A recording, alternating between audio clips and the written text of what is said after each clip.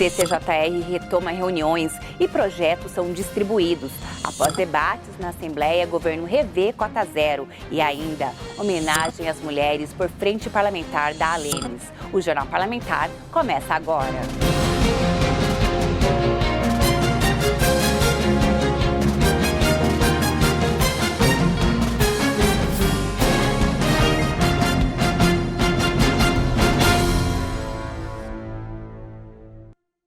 Deputados reúnem-se na primeira reunião de trabalho da Comissão de Constituição, Justiça e Redação da Alemes.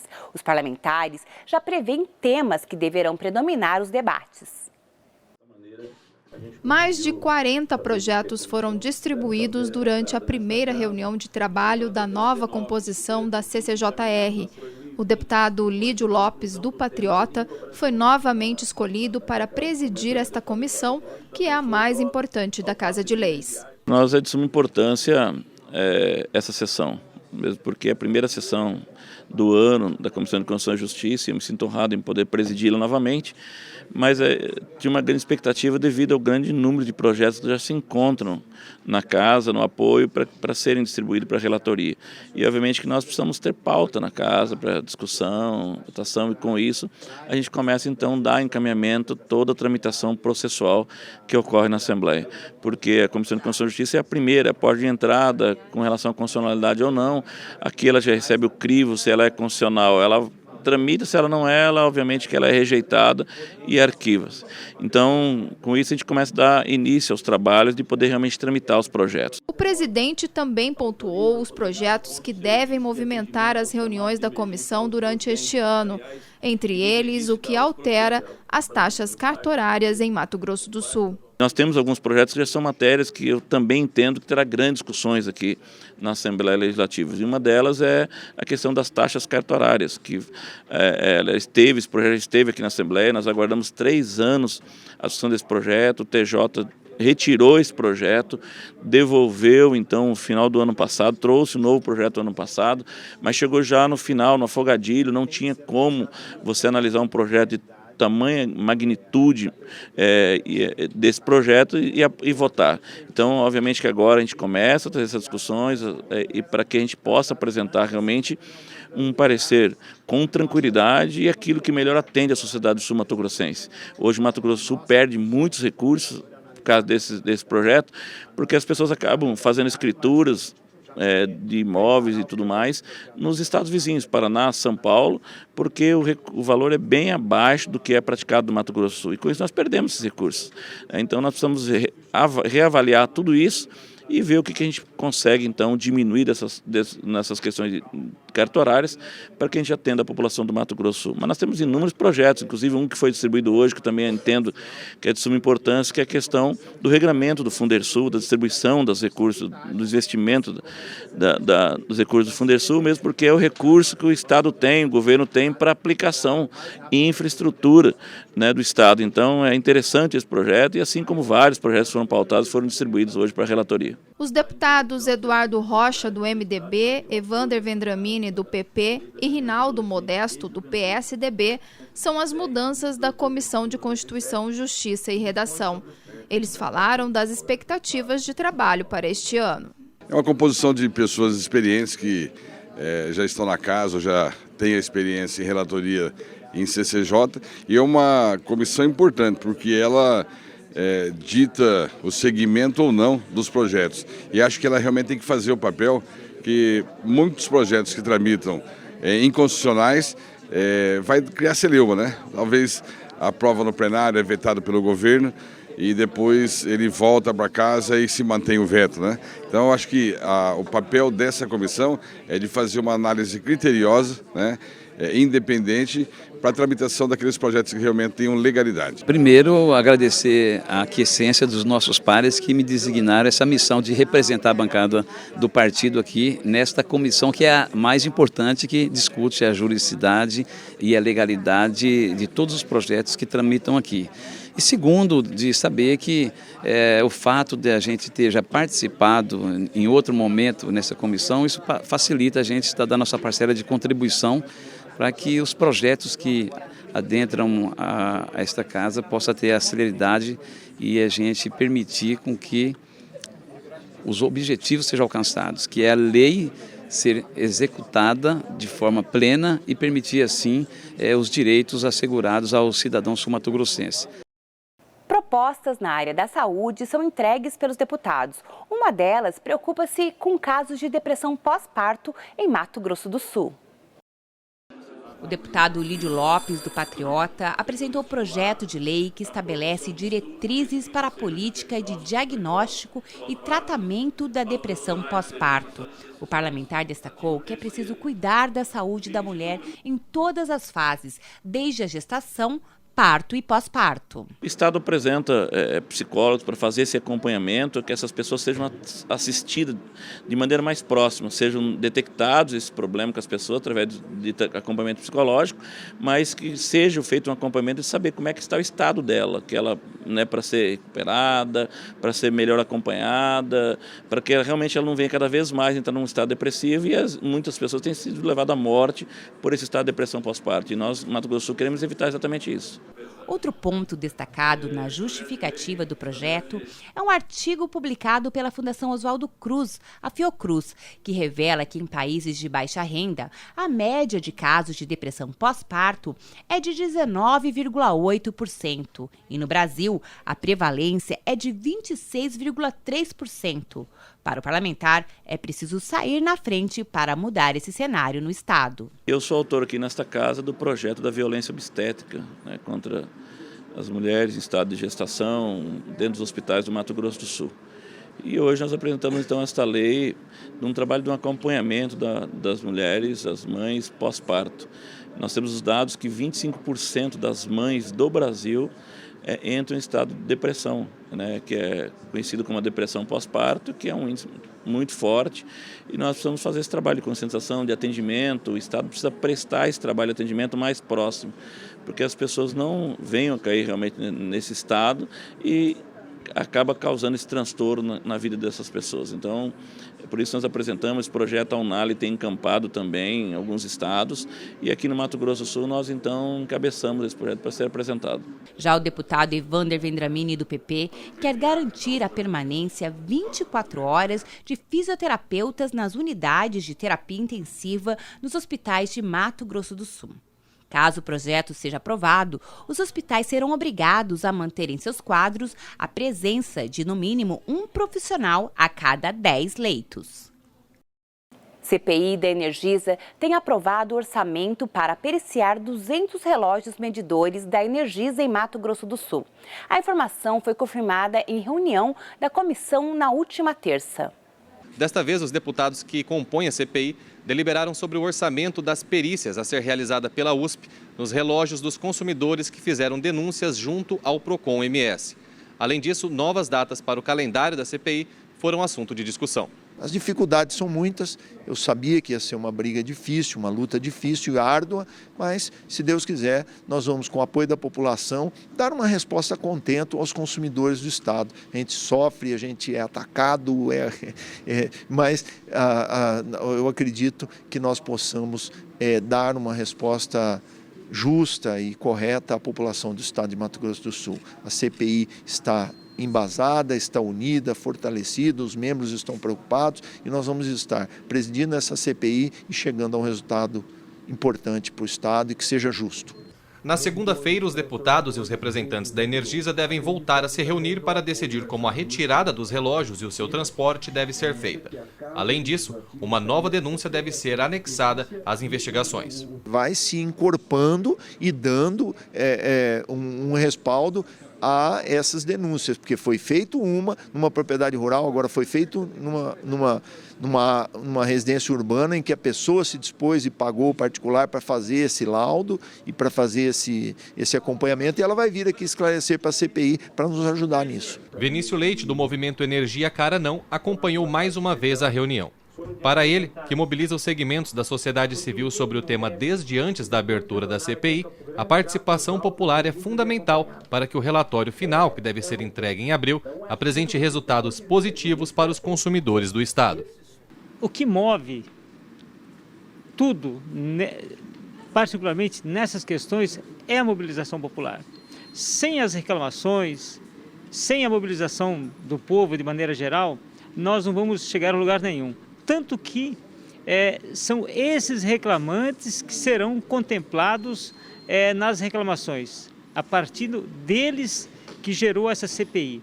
Sem isso, ninguém saberia o que estaria acontecendo. Então, enfim, é a sociedade sendo representada e tendo a sua voz, o seu grito lá sendo atendido, enfim, está fazendo eco tudo aquilo que foi reclamado no passado, recente, hoje está se trazendo uma solução. Na sessão, o deputado Marçal Filho sugeriu que os parlamentares, membros da CPI da Energisa, possam utilizar recursos do gabinete para auxiliar nas despesas demandadas pela comissão. O repórter Kleber Claios tem mais informações. Durante a sessão daqui da Assembleia Legislativa, o deputado Marçal Filho sugeriu que a verba indenizatória dos deputados possa ser utilizada para reforçar as ações da CPI da Energisa. Deputado, a ideia é justamente que os parlamentares possam utilizar parte de sua verba indenizatória para auxiliar que técnicos avaliem os medidores de energia elétrica. É o que aconteceu na reunião da CPI. Eu não faço parte da CPI, mas estive assistindo a CPI. Foi aprovado um requerimento para que transformadores e alguns medidores de energia do Mato Grosso do Sul possam ser enviados à Universidade de São Paulo, na unidade de São Carlos, na USP, para que técnicos analisem, para ver se há alguma irregularidade ou não e saber se isso aí ocasionou o aumento absurdo de contas de energia. Como isso tem um custo, foi solicitado à Assembleia Legislativa que disponibilizasse esses recursos para este fim. Segundo o presidente da CPI, a Assembleia Legislativa não aprovou essa possibilidade de colocar recursos à disposição da CPI para serem feitos esses estudos. E todos nós, deputados, temos verba indenizatória para a utilização, por exemplo, de consultorias, etc., que, na minha opinião, se enquadrariam perfeitamente nisso. Então, eu coloquei a minha verba indenizatória à disposição da CPI para que nós tenhamos logo o resultado da CPI, porque cria uma aflição na gente e na população inteira, qual é o resultado da CPI, o que está acontecendo, vai dar em alguma coisa, não vai. Então nós precisamos de algo de concreto. E se a questão é essa, de recurso para fazer essa avaliação, através de técnicos especialistas, então nós temos condições de fazer isso. Obrigado, deputado. O pedido está sendo avaliado pela mesa diretora. Vale ressaltar que a CPI da Energisa teve início no ano passado e os primeiros depoimentos estão sendo colhidos neste ano. A previsão dos trabalhos era de conclusão até abril, mas há possibilidade de extensão do prazo. Após série de audiências públicas e debates na Assembleia, o governo revê decreto e cota zero vira cota fixa nos rios das bacias dos rios Paraguai e Paraná. O deputado Cabalmi, do PT, criticou o novo decreto com as regras da pesca em Mato Grosso do Sul.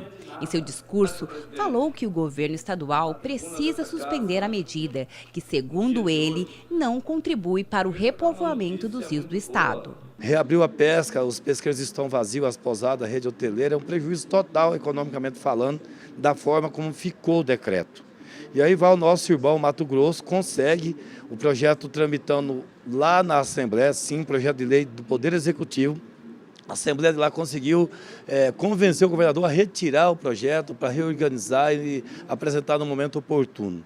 Então, acho que seria uma grande oportunidade o governo do Mato Grosso do Sul, o governador Reinaldo Azambuja, através do Jaime Veruschi, admitir que está errada a forma como foi republicado o decreto e cancelar esse decreto, cancela esse decreto. Vamos discutir de forma coletiva com as universidades, vamos fazer uma grande conferência com os setores, enfim, com os empresários, com os donos de casa de isca, com a rede hoteleira, enfim, vamos discutir de uma forma em geral, fazer um projeto que de fato atenda, que preserve as espécies. Da forma como ficou aí, não vai preservar. até porque não tem fiscalização, as pescas continuam clandestinas, predatórias acontecendo, o desmatamento, o assoreamento, os agrotóxicos, enfim, uma série de questões que faz com que nós tenhamos poucas espécies nos nossos rios. É isso que precisa fazer. O parlamentar, que também é coordenador da Frente em Defesa da Pesca, afirmou que a medida prejudica as comunidades ribeirinhas, que têm no turismo uma fonte de renda, e que é preciso encontrar outros caminhos para a recuperação do estoque pesqueiro. É preciso fazer um grande trabalho para repovoar nossos rios. Não vai ser o pescador amador tirando um peixe, 2, 3, que vai acabar com os rios de forma nenhuma. Até porque pescar é uma cultura milenar. E nunca, de fato, desapareceu peixe de rios nenhum que se existisse que é uma espécie lá. Desaparece quando tem grande mortandade, que tem grandes impactos ambientais, igual o caso de Mariana, de Minas Gerais, e alguns rios que a gente sabe que por conta de grandes impactos ambientais, acabou-se as espécies que mataram-se todos de uma única vez. Pescando não se acaba com peixe. O período da piracema é justamente para que os peixes que estão lá possam procriar, possam repovoar, aumentar as espécies. Eu acho que o governador foi corajoso, determinado, junto com a sua equipe de assessoria, a parte técnica da pesca, faz o decreto e agora nós vamos continuar dialogando com todo o setor turístico e com o setor pesqueiro. Com o novo decreto, passam a vigorar as seguintes regras. Será permitido aos amadores um exemplar de peixe nobre, como jaú, caixara, pintado e pacu, e 5 piranhas. E para o pescador profissional, 400 quilos. Em Dourados, mais uma companhia aérea passa a funcionar no aeroporto do município. É a terceira a operar regularmente, fato comemorado pelos deputados. Um novo voo já possibilita a ligação diária entre os aeroportos de Dourados e Guarulhos, em São Paulo.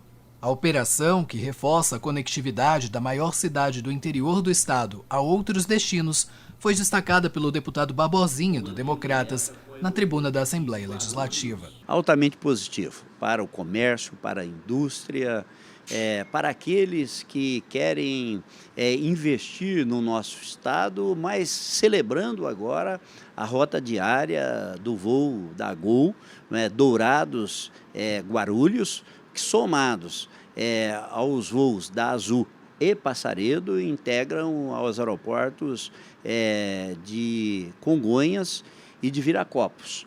E também celebrando, Três Lagoas, ampliando voos, para outras regiões, Bonito, Ponta Porã, se inserindo nesse contexto, a nossa querida Corumbá, mas não tenho dúvida de que para a Grande Dourados, o Vale do Iviema, o Cone Sul do estado e para o nosso vizinho Paraguai, esse voo diário com direção ao aeroporto de Guarulhos, coloca Dourados e toda a nossa região na rota do desenvolvimento. Durante o pronunciamento do Democrata, o deputado João Henrique, do PL, relembrou a atuação da Alemes e do governo estadual em incentivar a aviação regional. Barbosinha ressaltou que esse trabalho possibilita ampliar as possibilidades de crescimento econômico local, bem como do turismo. Nós temos que tornar o estado competitivo do ponto de vista da aviação comercial. Quando você amplia as possibilidades de voos, você amplia a capacidade e a possibilidade de investimentos no estado. Você melhora a qualidade e a vida das pessoas, oportunizando, como por exemplo o que eu citei de Dourados, com destino aos países do Mercosul. Esse voo, por exemplo, de Dourados, ele chega a Buenos Aires, a capital argentina, então interliga ao Mercosul e também Europa e Estados Unidos. Então, vejo isso como um fato extremamente positivo do governo do estado e demonstra que quando existe estímulo e incentivo, a resposta, não apenas do setor comercial, mas da sociedade. Sócios de empresas com dívidas junto ao fisco estadual estão hoje impedidos de emitir certidão negativa de débitos na Secretaria de Fazenda. O deputado Capitão Contar apresentou o projeto que pode mudar esse cenário. Deputado Capitão Contar, do PSL, propõe projeto de decreto legislativo que suspende a aplicação do artigo que dispõe sobre o não fornecimento de certidão negativa. O objetivo é evitar que contribuintes que não tenham dívidas com o fisco estadual sejam penalizados indevidamente. Hoje, segundo as nossas leis vigentes, existe uma vinculação da pessoa jurídica com a pessoa física. Então, vou dar um exemplo aqui para ilustrar. Se uma sociedade com 5 sócios, eles têm uma empresa, e um desses sócios fica devendo, por exemplo, o IPVA, a empresa não consegue emitir uma certidão negativa de débitos e elas não conseguem participar de uma licitação e assim por diante. Isso atrapalha a atividade comercial. E muitas vezes acontece algum imprevisto, o sócio falece, deixa algum imbróglio burocrático e acaba atrapalhando os demais sócios. Então, visando desburocratizar e acompanhando até mesmo o entendimento que o próprio TJMS já resolveu, de que o Estado não pode coagir os demais contribuintes a quitarem o seu débito perante uma pessoa física ou jurídica. Então, esse meu decreto, ele susta o artigo 184 do Código Tributário Estadual para que passa a não ter mais validade a questão da vinculação do CNPJ com o CPF. Uma das primeiras iniciativas da Assembleia em março, mês em que se celebra em todo o país o papel da mulher na sociedade, Frente Parlamentar em Defesa da Mulher reuniu-se na tarde dessa quarta para a série de homenagens na Casa de Leis. No mês em que se comemora o Dia Internacional da Mulher, a Assembleia Legislativa, por meio da Frente Parlamentar dedicada à promoção dos direitos delas, começou a trazer a pauta para as atividades legislativas.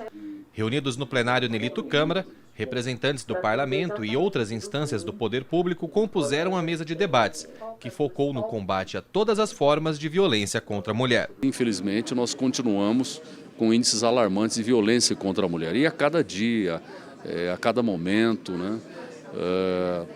Só na minha cidade de Dourados são registradas 4 boletins de ocorrência por dia de violência doméstica. 4 por dia em Dourados, numa cidade de 240 mil habitantes. O número aqui em Campo Grande eu não sei o número diário, mas é só para mostrar que é algo realmente preocupante. Agora é preciso, além dessas discussões, desses debates, também fazer com que se implementem as leis, que elas entrem realmente na prática do dia a dia das delegacias de polícia, do Poder Judiciário. As frentes parlamentares são marcadas pela articulação política entre o Legislativo e os demais poderes, além da própria sociedade civil. Por isso, a subsecretária de Políticas Públicas para Mulheres apresentou quais serão os destaques que o calendário de eventos do Executivo terá em março. No domingo, que é o dia 8 de março, uma data de reflexão para que a gente possa lembrar o porquê do dia 8 de março como Dia Internacional da Mulher,